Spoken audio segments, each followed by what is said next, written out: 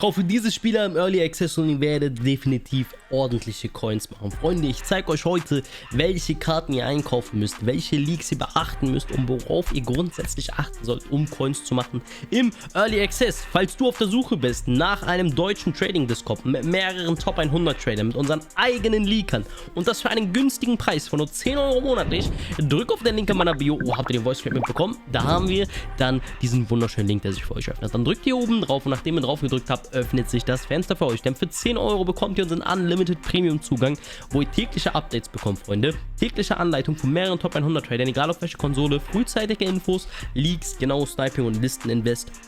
Deswegen kommt da gerne rein, kauft keine FIFA Points, spart euch das Geld und ihr werdet definitiv easy über 10 Millionen Coins pro Jahr machen können, denn das haben definitiv sehr viele letztes Jahr geschafft. Und ich würde sagen, wir springen direkt rein in das, was ich euch unbedingt zeigen möchte, denn wir schauen uns gerade den wunderschönen Kalender wieder an, Freunde, denn der Kalender sieht wirklich schön aus, Freunde. Der Kalender sieht wirklich wunderbar aus.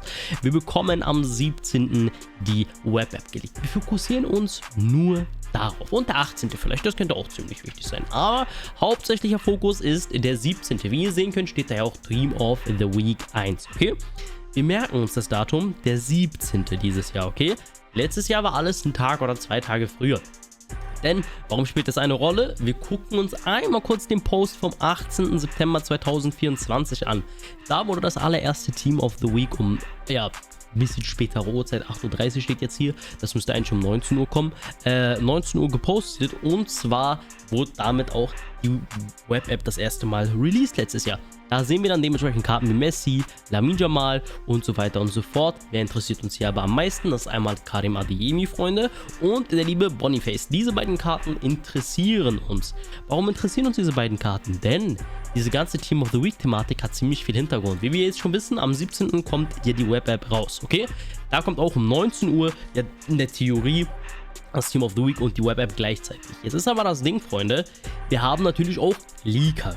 Diese Leaker werden schon frühzeitig, meistens 1 bis 2 Tage davor, uns 100% leaken, wer in diesem Team of the Week sein wird. Wir haben jetzt zum Beispiel hier am 17. September, Freunde, dass der Adeyemi geleakt wurde. Adeyemi wurde schon bestätigt im Team of the Week und dementsprechend auch die Stats, während das am 18. September rauskam. Heißt, wir hatten 24 Stunden Zeit, um uns vorzubereiten. Ganz genau. Wenn wir jetzt diese Info haben, Karim Adeyemi ist im Team of the Week, dann gehen wir natürlich rein in FIFA, in dem Fall EAFC 26, und haben einen Job, Freunde. Diesen einen Job erfüllen wir so. Ihr geht auf den Markt. Wir wissen, Karim Adeyemi wird heute out of packs gehen. Es ist ein Trick, den ich euch mal jetzt mal so privat gebe.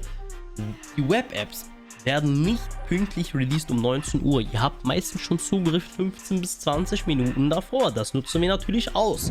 Was bringt uns das, fragt ihr euch? Ziemlich simpel. Um 19 Uhr weißt du, Karim Adeyemi wird für eine ganze Woche out of packs gehen. Karim Adeyemi war eine absolute Metakarte, war absolut beliebt.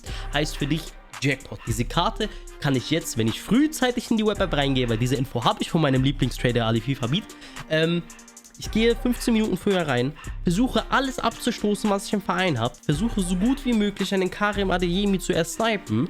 Es ist scheißegal, wie viel er ausgibt. Hauptsache, ihr geht nicht auf die maximale Price Range, weil jetzt, gut, gucken wir es mal so, hier kostet er jetzt 10.000 Coins, früher hatte er eine höhere Price Range logischerweise, da ist er auf 30.000, 40.000 Coins gewesen. Ihr versucht ihn einfach einzukaufen, egal zu welchem Preis, oder ihr seid einfach schlau und holt euch Victor Boniface, weil der Bruder wurde in diesen 15 Minuten letztes Jahr, das habe ich letztes Jahr auch angewendet, in diesen 15 Minuten dauerhaft gespammt, um 800 bis 1000 Coins, weil die Leute blöd waren. Die Leute hatten nicht die Info, dass er im Team of the Week sein wird. Das haben wir ausgenutzt. Der Typ ist von 800 bis 1000 Coins, Freunde, auf super duper entspannte, und das zeige ich euch jetzt, Freunde, 8000 Coins gesprungen, Freunde. Wie ihr sehen könnt, bam, 8000 Coins. Die Karte ist absolut bescheuert hochgegangen. Natürlich, als er dann wieder langsam in Packs kam, oder das hieß, dass er bald in Packs kam, wurde er auf den Markt reingestellt, weil die Leute Panik geschoben haben. Aber die Karte war potenziell eine ziemlich anständige Karte, auch wenn er ziemlich langsam war. Aber ihr seht es hier, die Karte war bei 8000 Coins, obwohl ihr in 15 Minuten lang super easy snipen konntet, Freunde. Dasselbe eben auch bei Karim Adeyemi. Heißt, mit dieser Info werden wir auch arbeiten. Wir warten also an dem Tag, wo wir wissen, am 17. kommt die Web-App raus, werde ich euch natürlich informieren am 15. und 16. yo, das Team of the Week wird so und so aussehen, deswegen bitte kauft die und die Karte. Heißt, wenn ich weiß zum Beispiel wer fällt mir jetzt ein? Ein Hansko. Hansko ist im Team of the Week und ich weiß es und ich weiß, die Karte hat grundsätzlich eine ziemlich günstige Karte. Ich werde dann überall sagen, yo Jungs, kauft bitte Hansko ein, weil der wird nur 15 Minuten zu ziehen sein. Er wird potenziell an die Mieter reinpassen können, weil es eine anständige Karte ist und die Leute werden es nicht raffen. Ihr seid dann die Leute, die diese Karte natürlich snipen, einkaufen und das ausnutzen, dass er eben für 1,5 Wochen out of packs geht, damit ihr hier diesen Rebound absolut fett einpacken könnt. Damit habt ihr den ersten Schritt für euer Trading natürlich absolviert. Das Team of the Week League Trading, Freunde. Dann kommen wir zum nächsten Thema. Und das ist einmal, das fand ich beim Chemie-Experten gesehen, Freunde. Fand ich auch ein super, super interessantes Thema. Da dachte ich mir, mache ich auch ein Video drüber. Und das sind einmal Duos, die sehr, sehr interessant sind. Gerade für den Anfang, weil wir werden wieder dieses Jahr ziemlich viele Duos haben. Und ich werde mich nicht nur hierauf ausruhen, was mir gegeben wird, sondern ich gebe euch auch gleich ein bisschen mehr Input von mir. Denn ich habe mich ein bisschen hingesetzt und ein paar Spieler rausgesucht. Wie ihr sehen könnt, haben wir hier ein Roma-Duo, Freunde. Einmal in dem Falle Angelino und Mario Hermoso. Ihr habt einmal Patrick und Pedro. Ihr habt einmal Alberto Moreno und Sergi Roberto. Die sind alles Hyperlinks zueinander. Hyperlinks sind einfach immer ziemlich interessant, gerade für den Anfang. Jeder wird Packs sich erschwitzen wollen, jeder wird SBCs beenden wollen. Wie macht er das? Indem er Hyperlinks natürlich einbaut, weil du sparst dir damit Coins durch irgendwelche komplizierten Leaks. Leaks sag schon Links. Und du sparst dir einfach Kopfschmerzen, weil du halt weniger Chemie dich darum kümmern musst, weil die schon automatisch sich einen fetten Chemie-Boost geben können. Jetzt habe ich mich hingesetzt. Noch gerade wurde nicht die komplette Database geleakt, von der jetzt, wo ich das Video für euch aufnehme, ist der 9.9. Ich nehme euch das gerade natürlich ein bisschen vor, weil ich bin nicht zu Hause. Ich habe mich hauptsächlich mit der Premier League auseinandergesetzt, weil La Liga waren nicht alle Teams gerade drin. Genauso auch nicht Serie A. Aber wir haben ja einmal Chelsea, Freunde. Da haben wir einmal André Santos, Freunde. Diese Karte sieht nicht schlecht aus. 80 Physis, 77 Fanning, 74 Pace. Potenziell eine ziemlich gute Mittelfeldkarte. Könnte man auch immer gut benutzen, grundsätzlich für irgendwelche Evos. Dann haben wir einmal Joao Pedro und Estevayo. Was ich bei Estevayo sogar sagen muss, die Karte hat in meinen Augen ein riesiges Potenzial, eine heftige Evo-Karte zu sein, weil die Karte könnte ein absoluter Brecher werden. Vor allem, weil auch ein ziemlich großer Hype um diese Karte ist. Aber ihr habt hier gleich 3 Hyperlinks, Freunde. Ihr habt einmal 3 Brasilianer, 3 Leute aus der Premier League, 3 Leute von Chelsea. Bam, Chemie wird hochgepusht. Wir bleiben auch direkt bei Chelsea, weil Chelsea hat auch fett viele Franzosen. In dem Falle Malo Gusto und Wesley Fofana. Ich bewege mich jetzt auch nur im Bereich der Goldspieler, Freunde. Keine Bronze, keine Silberkarten, weil Goldkarten einfach das sein wird, womit ihr am meisten arbeiten werdet. Auch hier ein wunderschöner Hyperlink, könnt ihr euch immer merken, wichtig für SBCs oder wenn neuer SBC-Content rauskommt, dass ihr euch diese Karten anschaut oder auch vielleicht, wo ihr wisst, okay, ey, die werden für Hyperlinks gebraucht. Dann habt ihr auch dementsprechend weiterhin in Chelsea Argentinier, in dem Falle Alejandro Garnacho und Enzo Fernandez. Enzo Fernandez ein bisschen higher rated mit einer 84 Bewertung, aber seine 68 Pace werden ihn definitiv nicht in die Meta reinlassen. Deswegen habt ihr auch hier bei Alejandro Garnacho auch hier eine sehr interessante Evo-Karte. Heißt hier ein schönes Potenzial mit einem schönen Link. Dann bleiben wir immer noch in der Premier League, denn wir haben hier in dem Fall Manchester City mit Matheus Luis Núñez. Und wir haben einmal Bernardo Silva, auch hier eine ziemlich interessante Karte. Wird auch definitiv nicht in der Meta sein mit 61 Pace, aber grundsätzlich eine grundsolide Karte. Ja, das sind alles schöne Hyperlinks, die ihr euch merken könnt, denn gerade die Premier League wird ziemlich häufig benutzt. Dort habt ihr einfach die meisten interessanten Links und dort könnt ihr euch definitiv diese Karten schon mal vorab speichern für mögliche Invests.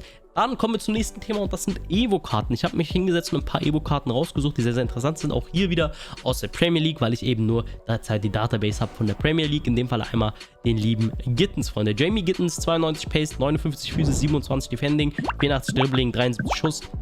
Eine grundsolide Karte, Freunde. Wird definitiv in Evos gebraucht, weil die Bewertung nicht hoch ist, Freunde. Der hat viel Pace, ist ziemlich beliebt und auch Gittens ist eine sehr, sehr bekannte Karte. Wir haben einmal Kobbie Mainoo, auch hier mit 68 Pace, eine bisschen langsamere Karte, aber je langsamer, desto mehr Potenzial, dass die Karte heftig gepusht wird. Auch hier eine bekannte Karte dafür. Estevayo habe ich euch auch vorhin gesagt. Auch eine sehr, sehr schöne Evo-Karte, die man dafür benutzen kann. Wir haben einmal Luis Skelly, Freunde. Auch hier eine sehr, sehr schöne Außenverteidiger-Karte, die Potenzial hat, eine fette Evo zu kriegen, weil die Karte grundsätzlich eine gute Allrounder-Karte ist. Heißt, wenn ihr eine Evo bekommt, werden die Allround-Stats natürlich noch weiter gepusht. Heißt, er wird grundsätzlich immer eine Allrounder-Karte sein, die gut gebraucht werden kann. Wir haben Alejandro Garnacho. Nicht zu viel Pace, wird wahrscheinlich in gut vielen Evos reinpassen, hat auch Potenzial, eine fette Karte zu sein, würde ich auch nicht direkt abstoßen, wenn ihr den habt.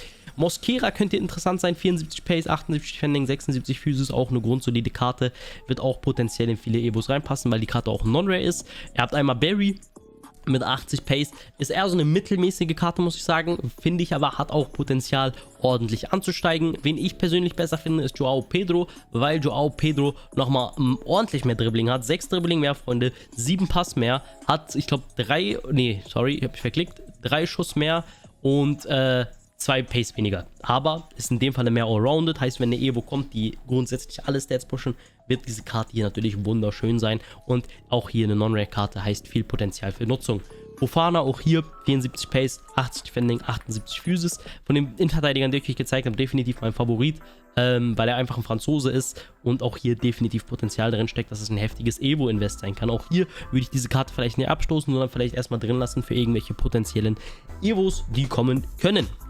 Jetzt wisst ihr ungefähr, welche Karten ihr euch schon mal in den kleinen Rahmen holen könnt, Freunde, damit ihr wisst, wie ihr Coins machen könnt. Das war's von mir, Freunde. Schaut unbedingt auf Twitch vorbei, weil ich streame immer auf Twitch für euch und wir werden definitiv am 17. dann auch für euch streamen und ich zeige euch, wie wir Coins machen zusammen. Das war's von mir. Haut rein.